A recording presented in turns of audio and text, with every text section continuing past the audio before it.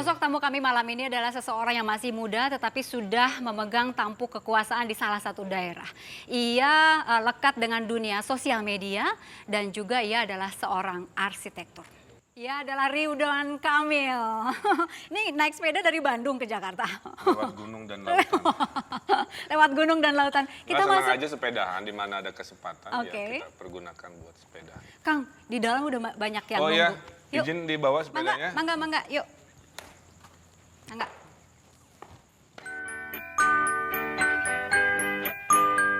Pria kelahiran 4 Oktober tahun 1971 di Bandung dari pasangan almarhum Aceh Misbah dan Cucu Sukaesih ini adalah salah satu sosok yang akhir-akhir ini sering dibicarakan masyarakat. Prestasi dari banyak karya yang ditorehnya mengantarkannya menjadi wali kota Bandung untuk masa periode tahun 2013 hingga 2018. Ya, dialah Muhammad Ridwan Kamil atau akrab disapa Kang Emil. Pria yang telah menyelesaikan pendidikan tingginya di jurusan Arsitektur Institut Teknologi Bandung dan lulus S2 di University of California Berkeley ini, lalu melanjutkan pekerjaan profesional sebagai arsitek di berbagai firma di Amerika Serikat.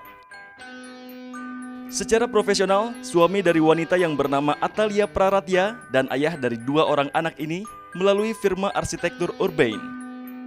Kang Emil telah mengerjakan lebih dari 50 proyek arsitektur dan urban design di benua Amerika, Timur Tengah, dan Asia. Termasuk seperti Museum Tsunami di Aceh, Sekolah Anti Gempa di Pangalengan, Bandung, dan rancangan Masjid Al-Irsyad yang dipersembahkan untuk almarhum ayahnya. Pria yang sangat aktif di media sosial ini juga pernah diganjar penghargaan untuk Top 5 Best Building of the Year 2010 oleh Arc Daily dan menjadi satu dari 25 masjid terindah di dunia versi Complex Magazine. Meski telah menjadi wali kota, Kang Emil tak segan masih mengayuh sepedanya dari rumah menuju kantor. Kebiasaan yang belum lumrah dilakukan oleh pejabat-pejabat terdahulu. Penonton yang malam ini nih, Kang, udah kenal belum teman-teman yang ada di depan ini? Iya, kayaknya rada-rada apal gitu. Ini apal dari mana kira-kira ini? Ini teman-teman SMA saya, dulu saya sekolah di SMA 3 Bandung. Yeay. Yang di belakang, ini teman-teman yang masih unyu-unyu, Kang. Nah. Yang di depan juga unyu-unyu sih, tapi yang di belakang ini mahasiswa arsitektur Trisakti. Oke. Dan biasanya kalau beda generasi, beda band favoritnya. Kalau yang di depan dulu mah Java Jive kali ya, yang New Kids on the Block. Iya. Kalau yang belakang mah JKT48. Tapi Kang Emil ini juga kan bisa dibilang wali kota yang dekat banget dengan masyarakat lewat Twitter ya. Itu buka Twitter kapan, jam berapa? Jadi gini, nama saya Ridwan Kamil, saya anak Twitter yang jadi wali kota gitu. Dibalik ya. Belum jadi wali kota juga, memang hobi menyapa ke follower kan, sharing cool tweet macam-macam. Nah sekarang pertanyaannya sederhana, mending mudah menghubungi pemimpinnya, mending susah, kan mending gampang. Nah kenapa lewat sosial media? Karena Bandung ini kota rumpi, penduduknya 2,5 juta, yang punya Facebooknya 2,1 juta. Lebih banyak. Pembantu saya Facebooknya 2. Twitternya nomor 6 teraktif di dunia. Wow. Jadi kalau kita menyapa warganya dengan media yang mereka biasa lakukan, itu menjadi efektif.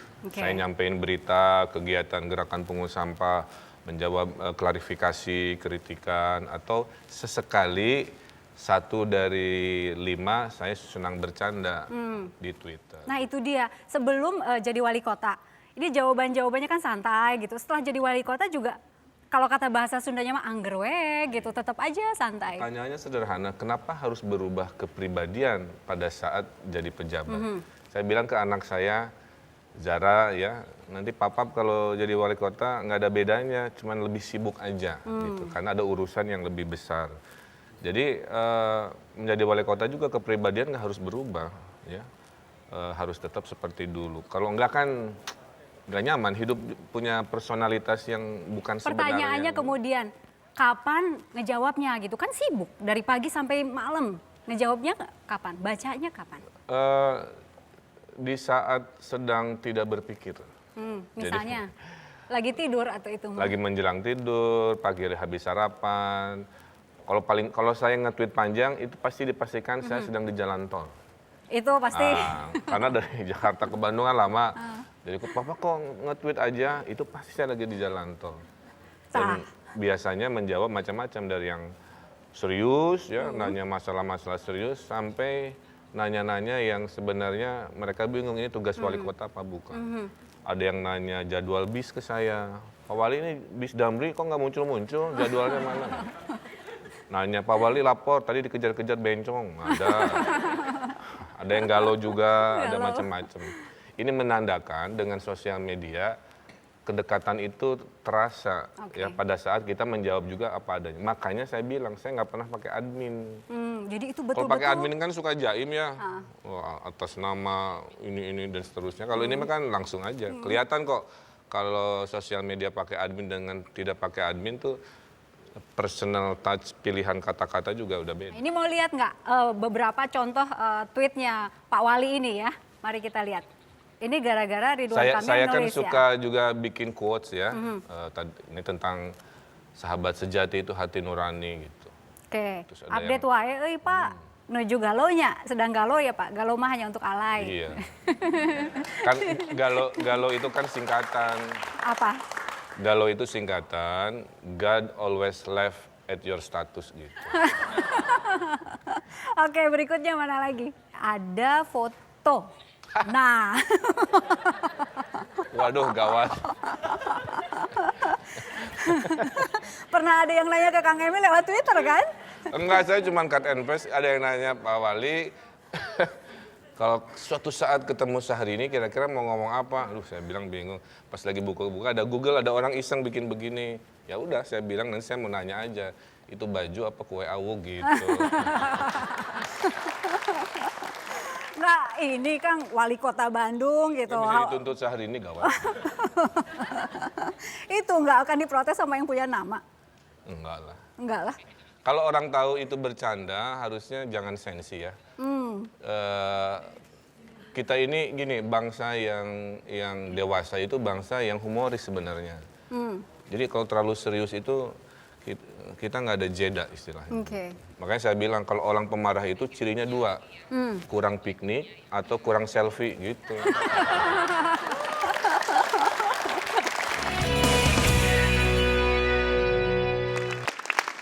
Suatu saat Ridwan Kamil sedang jaya-jayanya lah di luar negeri ya, di Hong Kong.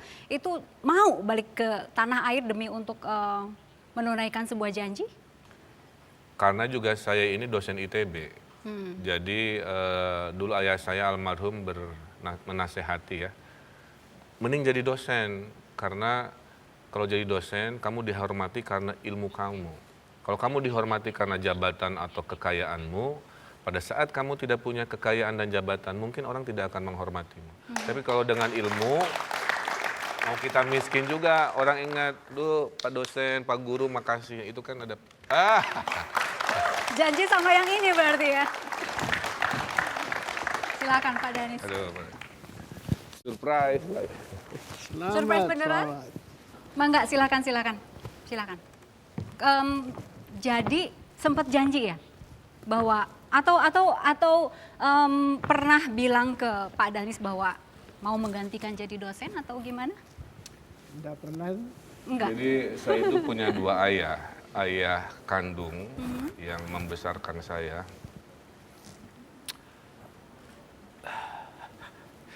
Dan ayah profesi yang mengajarkan saya cita-cita tentang arsitektur dan bagaimana mencintai sebuah peradaban yang namanya kota. Nah, yang mengajarkan itu adalah Pak Danis Woro, dosen saya, profesor di ITB. Jadi serak Ini ya? ayah kedua saya. Jadi serak. Kenapa Kang? Ada sedikit emosi, jadi serak, rada gimana gitu? Saya kan kehilangan sosok ayah waktu tugas akhir ya. Ya tahun-tahun tersulit lah ya. Ayah saya meninggal lagi tugas akhir, terus ditinggalin pacar pertama kan. Jadi kata anak-anak sekarang galaunya itu maksimal gitu. Nah, saya butuh panutan kepada siapa saya bertanya kan begitu. Nah, Pak Danis ini waktu saya lagi kuliah mengajari sebuah kuliah yang mengubah hidup saya. Namanya kelas arsitektur kota. Kan arsitektur itu ada tentang bangunan, ada tentang strukturnya. Ini tentang peradaban kota. Pak Danis ini hobinya kalau ngajar pasti dengan slideshow. Ini loh pedestrian di Paris, ini loh suasana di New York, ini loh di Chicago. Jadi saya juga berhayal, wah keren kayaknya kalau saya bisa seperti beliau, berkeliling dunia menyaksikan peradaban-peradaban kota. Gitu. Disitulah saya mulai jatuh cinta. Sampai akhirnya saya sekolah S2 di UC Berkeley, itu adalah sekolah Pak Danis juga, dengan tulisan rekomendasi. Jadi Dari Bapak? Iya, jadi kalau nggak ada rekomendasi dari alumni, belum tentu saya diterima di sekolah yang salah satu yang terbaik di Amerika. Gitu. Pak Danis, kenapa Pak Ridwan Kamil sedang jaya-jayanya di luar negeri, Bapak suruh pulang? Ya sebenarnya dia di luar negeri itu saya dan kami itu merasa kehilangan. Jadi bakat ini nggak boleh tinggal di sana. Bakat ini harus dibawa pulang. Jadi dia juga harus menyumbangkan pikiran karyanya setelah belajar di luar di negerinya sendiri. Ya. Kenapa saya nurut? Karena yang mengirim pertama saya ke luar negeri itu Pak Danis. Saya lagi baru lulus, kemudian ada program, namanya program magang di Amerika. Pak Danis pilih-pilih siapa anak ITB yang mau dikirim ke Amerika. Itu kan kehormatan. Dan alhamdulillah gitu, Pak Danis memilih saya. Gitu. Kenapa Pak Ridwan Kamil yang dipilih? Kan apa sih, apa lebihnya gitu? Begini, ini adalah batch pertama yang harus pergi. Tentu harus memberikan contoh kepada mereka bahwa yang dikirim keluar itu adalah orang yang terbaik. Gitu. Saya melihat di antara para calon, Emil adalah yang terbaik dari semuanya. Oke. Kasarnya itu nggak bikin malu kita lah. Gitu. Dan ternyata itu memang benar pilihan saya. Wes. Tapi sebetulnya sampai ke tempat yang sekarang ini perjuangannya juga cukup hebat ya. Waktu saya kirim ke Amerika saya tengokin. Kasihan, makannya itu sehari cuma sekali. Jadi kesempatan lah ditraktir. Karena waktu saya sekolah cuman dikasih bebas uang sekolah. Sehari-hari saya nggak ada uang, orang tua nggak punya uang kan. Jadi saya kerja di Dinas Tata Kota Berkeley. Belum sanggup nyewa apartemen, padahal anak dan istri saya sudah ada di Indonesia. Gitu. Jadi waktu saya sekolah, saya nggak didampingi anak istri. Karena saya dengan uang pas-pasan, sekolah mahal, tinggal sekamar rame-rame gitulah dengan orang-orang Asia lain yang sekolah gitu. Pas dikunjungi Pak Danis itu kan kayak dikunjungi orang tua, ya minta ditraktir lah apa. Karena untuk menghemat saya tuh makan sehari sekali ya gitu. Makanya dulu kurus banget. Makanya waktu makan nggak habis sudah ini bawa pulang buat makan di rumah. Jadi bawa berkat pulang. Tipikal anak kos. Pesan dari Pak Danis kepada Emil sebagai wali kota apa Pak? Mulai dari Bandung, buatlah Bandung menjadi tempat yang lebih baik untuk ditinggali. Lebih baik ini bukan hanya visual saja ya, tapi juga menjadikan orang Bandung itu lebih baik. Lebih happy, lebih Ya, bahagia gitu. Karena begini, yang menciptakan ruang tempat kita tinggal kan kita sendiri. Tapi pada saat yang sama ruang itu membentuk kita. Jadi ruang yang dibentuk oleh Pak Emil ini harus mampu membentuk orang-orang Bandung menjadi orang yang lebih baik. Jadi ada pepatahnya, kota yang stres melahirkan generasi yang stres. Kota yang bahagia akan melahirkan generasi-generasi yang bahagia. Makanya kita berjuang supaya ruang-ruangnya itu bikin happy, bikin apa. Nanti lahir generasi anak-anak kita yang terbiasa dengan ruang-ruang yang membuat mereka bahagia, lebih kreatif. Gitu. Pak Danis, terima kasih Pak sudah hadir di 1 jam lebih dekat bersama Ridwan Kamil. Kami segera kembali setelah jeda berikut.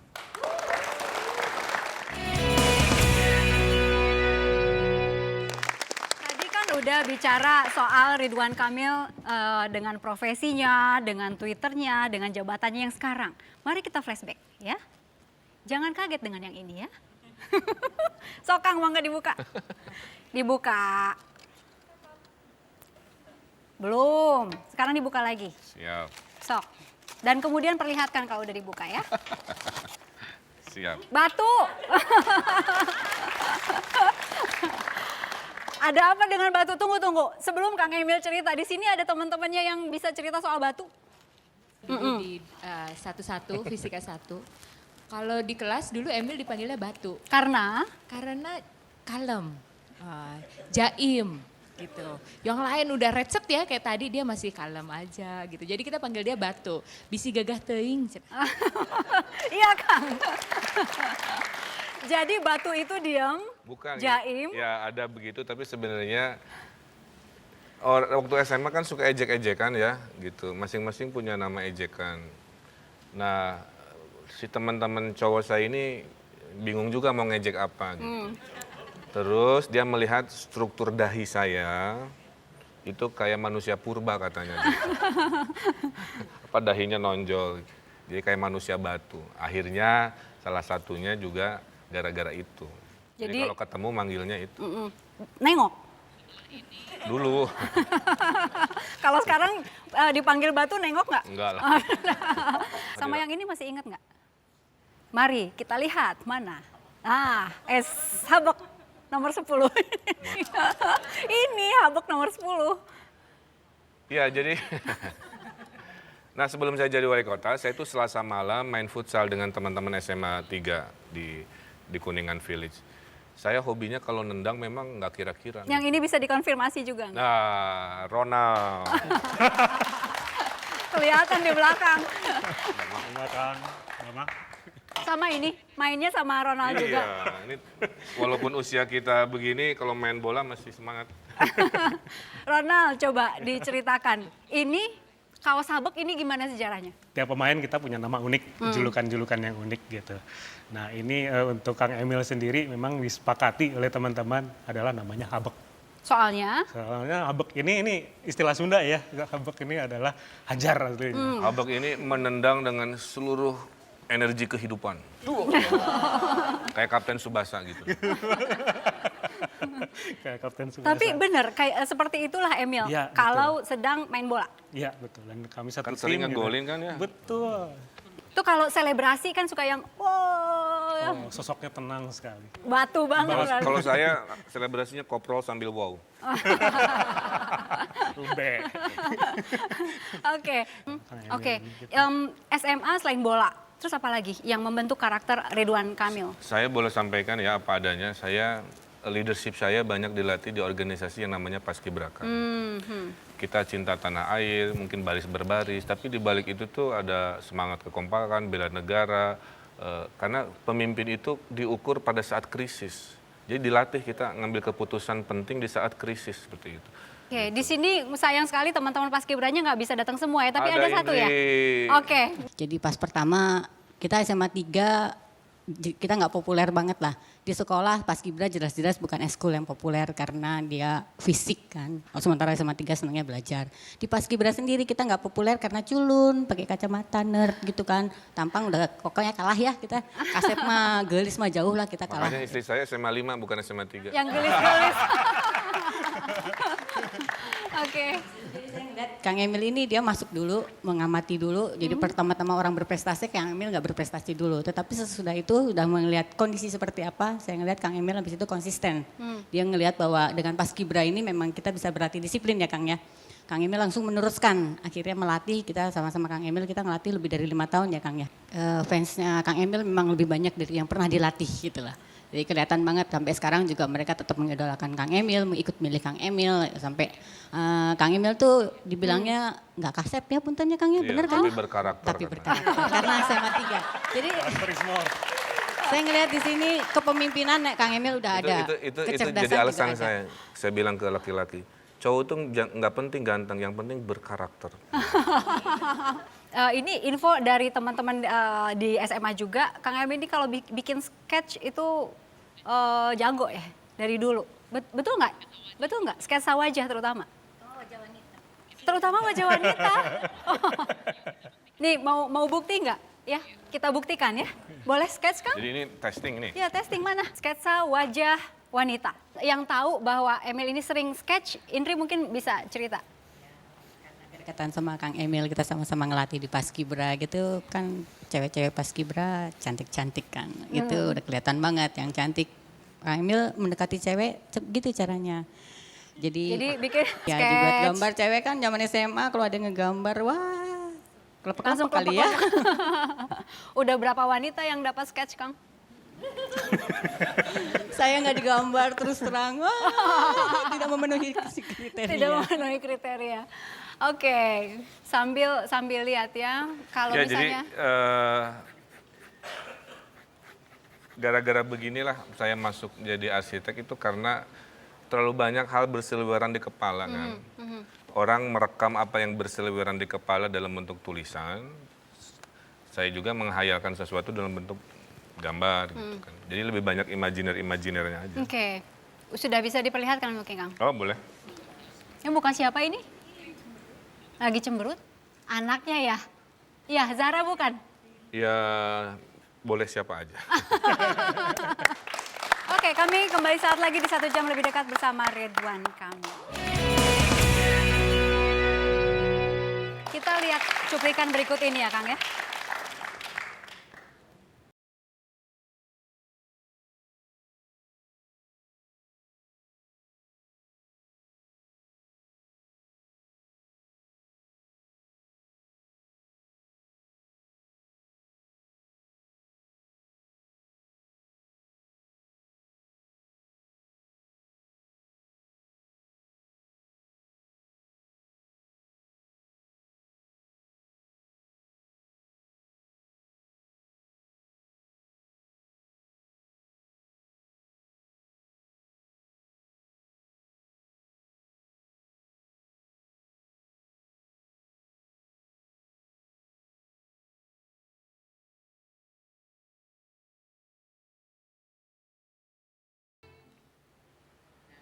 Seberapa dekat sama ayah?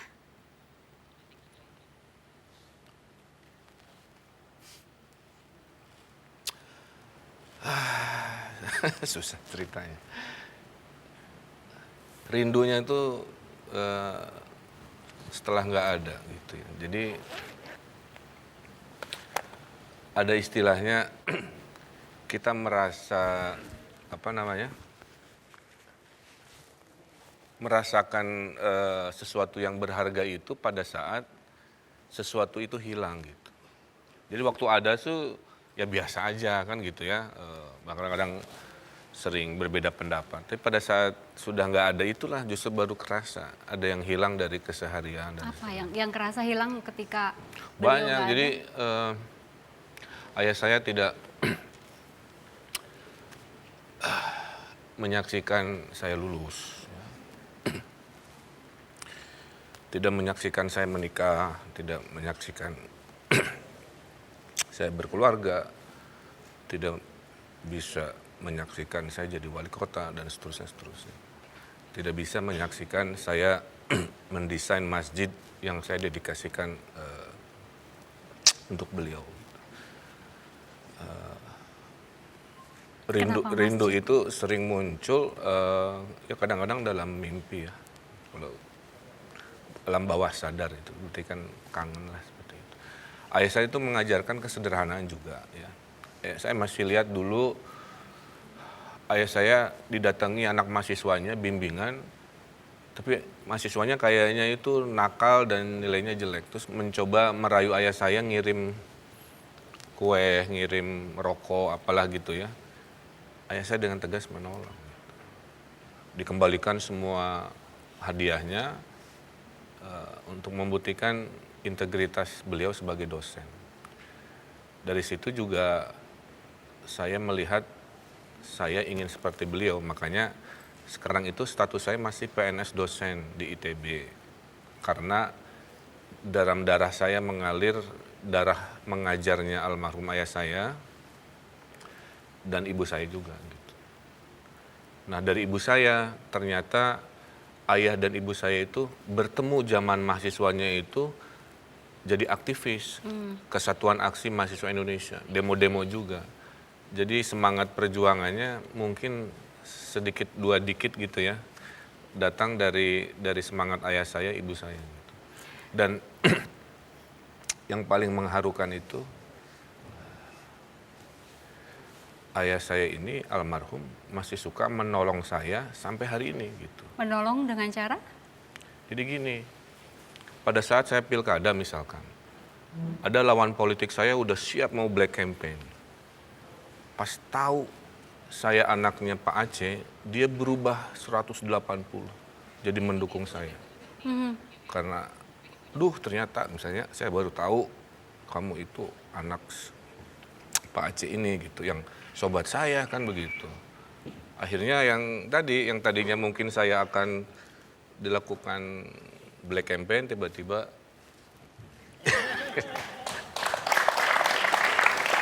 Ibu. Bawa apa ini, Bu? Surabi. Surabi? Boleh diliatin, Kang? Surabi. Kenapa surabi, Ibu? Surabi cinta. Jangan surabi cinta. bikin sendiri soalnya. Dibikin sendiri. Mau dicicip dulu atau, Kang? Ya siap. Boleh? Sok, mangga. Jadi surabi, terus ketan goreng sama pisang goreng. Bedanya surabi sama surabi yang biasa, oncom gitu apa, Kang? Enggak, soalnya ini resepnya spesifik. Resep cinta. Resep cinta. Itu boleh percaya boleh enggak lah ya. Saya kalau ke Jakarta sebelum jadi wali kota ya, selalu dibekali ibu saya 3 jenis makanan ini. Surabi, bikinan ketan. ibu sendiri, kemudian ketan digoreng dan pisang goreng. Dan yang lebih istimewa, pisang goreng ini salah satunya dari pisang yang ditanam di depan ya, Di halaman. Enggak di di, belakang. di tanah orang. Cuma nggak dipakai tanahnya gitu kan. Tapi poinnya adalah berarti kan pohon pisangnya dirawat, dipelihara, dipetik hasilnya, dimasak. Waktu masak kan ini buat anak saya, kan pakai cinta juga. Maka waktu dimakan itu beda dengan pisang goreng yang beli dimanapun juga gitu. Jadi Surabinya juga lain ya. pesan buat para pemirsa, kalau memasak, masaklah dengan cinta. Iya. Ibu, waktu maju mencalonkan diri jadi wali kota, izin dulu ke Ibu atau curhat dulu atau apa gitu minta pertimbangan, Bu? Iya, dia datang ke saya. Kalau seandainya karena Pak Dada sudah 2 kali dipilih, jadi tidak mungkin dipilih lagi. Kalau saya ikutan, gimana gitu pendapat saya. Tapi saya tanya dulu, maksudnya apa gitu, tujuannya apa gitu. Kalau tujuannya, kata saya, kalau tujuannya cari jabatan tidak perlu. Saya bilang. Kalau tujuannya cari duit juga tidak perlu, karena sudah punya perusahaan dan duit yang dihasilkan oleh perusahaan sendiri kan tidak harus dipertanggungjawabkan ke masyarakat. Kalau wali kota kan harus ke. Kemudian kalau cari popularitas juga itu tidak perlu gitu. Terus dia jawabnya, kan saya mengikuti pesan mama gitu. Saya kan kaget ya pesan mama, yang mana saya tidak pernah menyebutkan kamu harus jadi pejabat, harus jadi ini, enggak. Terus dia bilang, kan suka selalu dikumandangkan, disampaikan, khairun nas anfa'uhum linnas gitu. Sebaik-baik manusia itu yang bisa memberi manfaat kepada orang lain. Ternyata dikira saya tidak didengar gitu, ternyata disimak. Dan Ibu langsung izinkan atau aduh jangan deh nanti takut ini takut itu Soalnya gitu, nggak Bu? boleh malah. Asalnya saya rada gini, saya bilang itu yang saya lihat sebagai masyarakat biasa, saya suka melihat ada yang demo, kemudian kemacetan, sampah di mana-mana dan sebagainya gitu. Saya bilang nanti itu masalah tuh sangat banyak. Tapi kata dia begini, jadi kalau melalui keilmuan yang saya dapat, oleh Allah diberikan ilmu melalui sekolahnya, sepertinya ada masalah yang bisa diselesaikan oleh ilmu yang saya miliki gitu. Walaupun mungkin tidak semua katanya gitu. Tapi kalau misalnya seperti mama ketakutan ini, itu saya diam saja, mana yang lebih berdosa gitu. Jadi saya menyadari, oh berarti saya memberi ketakutan itu salah gitu. Jadi saya bilang, iyalah kalau begitu, tapi niatnya harus tetap bersih, lurus, niat ibadah kepada Allah melalui ilmu yang diberikan Allah kepada dia gitu. Jadi untuk kebaikan. Kang, sosok ibunda untuk Akang apa? Iya, di balik lelaki sukses kan ada wanita-wanita hebat di belakang. Dan di balik wanita hebat ada kartu kredit 4. Ibu saya ini kalau ibaratnya HP bersama keluarga adalah sumber energi hidup saya. Doa ibu saya ini doa yang melindungi saya. Gitu ya. Jadi kalau orang tua selalu mendoakan orang anak-anaknya dalam sholatnya, pasti anak-anaknya itu insya Allah terlindungi dari mara bahaya. Saya ada kejadian di Jakarta, lagi ngopi di Sudirman ya. Terus tiba-tiba ada orang baju putih ya, wajahnya ke Arab-Araban. Saya bilang begini, Bung katanya, tahu nggak yang membuat Bung seperti ini? Kan gitu ya. Saya kan logis aja jawabannya. Saya bisa berhasil ya karena pendidikan atau kerja keras kan gitu. Dia bilang bukan, yang bisa membuat Bung begini adalah doa ibu di Bandung gitu. Nah dari kalimat itu dari orang yang tidak terduga entah kenapa tiba-tiba ngomong begitu, jadi renungan mendalam kan begitu. Bahwa kekuatan doa khususnya ibu itulah yang membuat kita hidup lebih sukses, lebih terjaga dan insya Allah lebih barokah gitu. Makanya saya ada pesan ke banyak orang juga, when things is too much, call your mom. Gitu. Jadi kalau hidup udah wah pusing, telepon ibu, insya Allah hidup lebih tenang, lebih ringan karena ada orang yang luar biasa yang akan selalu menjadi guru kita, menjadi pelindung kita. Waktu itu langsung telepon ibu juga, langsung. Mau bicara sama kakak sulung boleh? Ya gini, jadi sejak kami berkarir jarang ketemu dan masa kecil kami naik turun lah ya tipikal lah ya adik kakak, apalagi sama-sama laki-laki. Sering berantemnya, sering ininya gitu. Tapi jejak-jejaknya saya ikuti. Ke SMP 2 saya ikut, SMA 3 saya ikut, ke ITB saya ikut. Jadi ikut jalur kakak saya. Oke. Dan kebetulan karena kemarin ulang tahun dan saya belum sempat mengucapkan selamat ulang tahun.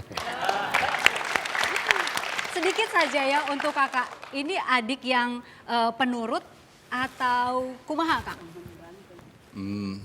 Ini adik yang pesaing. Gitu. Jadi memang kita sama-sama aktif dan lain sebagainya, tapi masing-masing bawa ego tidak mau mengikuti. Jadi kalau saya ikut misalkan aktif di satu tempat, kenapa Emil ngambil di Paskibra karena saya tidak ikut di Paskibra. Samanya cuma satu, main bola gitu aja. Oh itu ya samanya. Jadi pokoknya adik ini pesaing banget gitu ya Kang? Nggak mau ada di bawah bayang-bayang. Ibu, mungkin harapan dari Ibu ini putra kedua Ibu jadi wali kota, ada harapan Bu? Ya bagi saya jadi apapun dia tetap jadi waladun solihun jad'ulahu, jadi anak saya yang soleh yang selalu mendoakan dalam posisi apapun dan semoga tugas di pemerintahan di Bandung ini menjadi tujuannya kan katanya Bandung juara, tapi saya harapkan juara dari keimanannya, juara dari kebersihannya, juara dari keramah tamahan orang Bandung karena orang Bandung terkenal someah hade kasemah. Tahu artinya? Someah, ramah, hade kasemah, baik jadi, kepada tamu. Iya gitu. Jadi itu seperti itu. Dan juara dari sisi motekarnya. Motekar itu tahu nggak? Motekar teh apa ya? Kreativitas. Oh, iya. Kang, apa yang mungkin menurut Akang, aduh ingin membahagiakan ibu, tapi belum kesampaian gitu Kang? Ya, satu sih, karena saya harus mengukur diri saya ya. Ibu saya itu memimpikan saya jadi khotib sholat Jumat. Belum sampai sekarang? Belum sampai, masih belajar. Karena tidak mudah ya, bukan karena jadi pejabat terus layak jadi khotib Jumat. Jadi saya lagi belajar agama lagi, belajar ngaji lagi dan seterusnya. Jadi itu yang mungkin ya sederhana tapi bagi saya maknanya dalam. Jadi pemimpin harus paripurna lahir dan batin. Harus cerdas pikirnya, harus soleh juga. Jadi mungkin itu. Baik. Karena lain-lain yang duniawi insya Allah udah dipenuhi. Baik. Dan saya kalau ketemu ibu tidak ada siapa-siapa, biasanya saya manja. Yang saya lakukan adalah tidur di sini. Gitu. Wah gini bisa gitu. Nah gitu. Kami kembali saat lagi.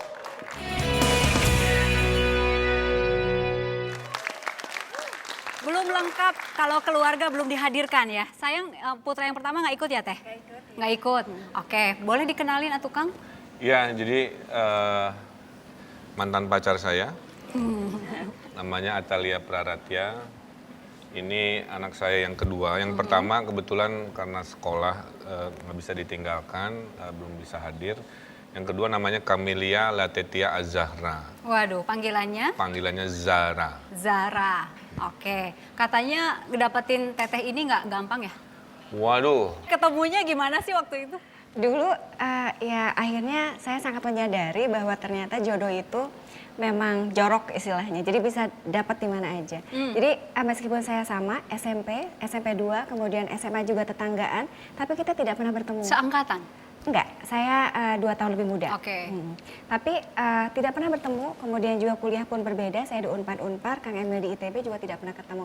Tapi kita betul-betul ketemu di jalan gitu. Jadi Ketemu di jalan, gimana ya, itu istilahnya Pak ketemunya? Amprok, istilahnya seperti itu. jadi gini, saya love at the first sight itu betul. Ya, satu itu. Kedua, jodoh itu jorok itu juga betul. Jadi Ibu Lia ya. Biasaan di masyarakat. Jadi istri saya itu dulu marketing perusahaan properti lah kira-kira begitu. Saya dulu bisa animasi kan sebagai arsitek. Gitu. Ada pameran properti. Nah saya itu udah pulang, udah di pintu gerbang. Tapi aduh kebelet pipis gitu. Ini beneran nih? Beneran. Akhirnya daripada kebelet di angkot atau di taksi, saya balik kanan, masuk lagi ke ruangan. Pulang buang air kecil, baru mau ke gerbang lagi, tiba-tiba ada wanita yang lewat gitu. Dan saya lagi begini. Nah akhirnya Slow motion itu? kalau di slow motion kan begitu. Dan terpana pada pandangan pertama, dalam hitungan detik keluarkan jurus nomor 4. Nah, Jurus nomor 4 adalah? ya saya ada produk, bisa nggak ketemu kita bicara tentang ini? Beneran Teh? Iya. Kayak gitu? Gimana caranya dalam hitungan detik saya dapat nomor HP-nya dan alamat rumahnya. Kecuali saya bilang saya ada animasi, Mbak kan kerja di perusahaan properti, mungkin kita cocok. Bisa nggak menghadap buat presentasi? Gitu. Dan tapi ternyata betul tadi seperti yang Teh Indri sampaikan bahwa tips pendekatannya itu dengan cara menggambar. Jadi surat-surat cintanya kepada saya itu penuh dengan gambar. Terutama tadi dia bikin komik tentang pertemuan kita ketika dia kebelet dan lainnya itu ada sampai sekarang saya simpan sebetulnya. Ada semua ya komiknya. Nggak cerita menikah, belum mapan, tapi ada kejadian yang lumayan membekas gitu sampai sekarang. Waktu istri melahirkan? Ya itu banyak memori-memori yang luar biasa ya.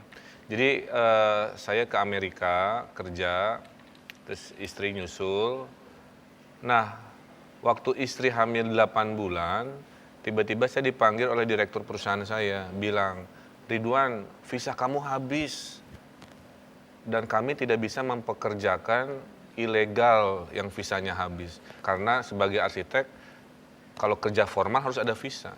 Jadilah saya mengaku saya bukan arsitek, saya kerja apa aja. Akhirnya diterima di sebuah perusahaan, kerjanya cuma ngukur-ngukur bangunan aja gitu. Nggak boleh ngaku arsitek karena formal kan. Gajinya gaji di bawah UMR gitu. Istri udah 9 bulan, nggak punya gaji yang besar, nggak ada asuransi, bingung gitu. Akhirnya orang miskin di kota New York, rame ya di ruangan sama-sama. Dan yang lucu kan pertama ya, dokter datang, Pak dokter ini istri saya mau melahirkan seperti itu gitu. Ya udah, sini saya suntik gitu, kata dokter. Saking paniknya saya nanya, yang disuntik saya apa dia dok? Terus kata dokternya ya bapak. Iya, kamu stres, udah kamu keluar aja gitu. Jadi saya pernah menjadi orang miskin kota, saya pernah menjadi minoritas, saya paham rasa sakitnya jadi minoritas. Beribadah susah, dilecehkan, maka saya jadi wali kota juga. Saya selalu bela minoritas juga gitu, bahwa semua orang harus diberi hak yang sama. Zara sedikit aja mau denger suaranya. Kamu paling suka sama Papap, lebih suka waktu sebelum jadi wali kota apa lebih suka sekarang? Sebelum jadi wali kota. Soalnya? Lebih senang ngegambar terus waktunya lebih banyak buat Zara.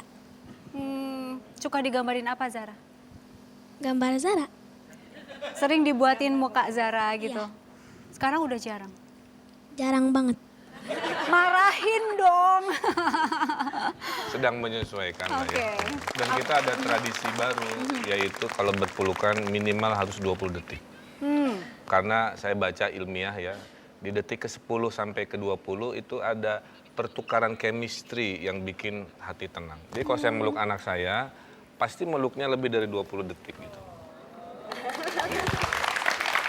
Silahkan praktekkan, beda rasanya. Jadi Tapi dengan orang yang dicintai dan halal ya. kalau jangan kalau meluk jomblo pohon nggak juga. boleh ya. Sampai di sini 1 jam lebih dekat. Kita jumpa lagi pekan depan dengan tokoh-tokoh yang lain. Sampai jumpa.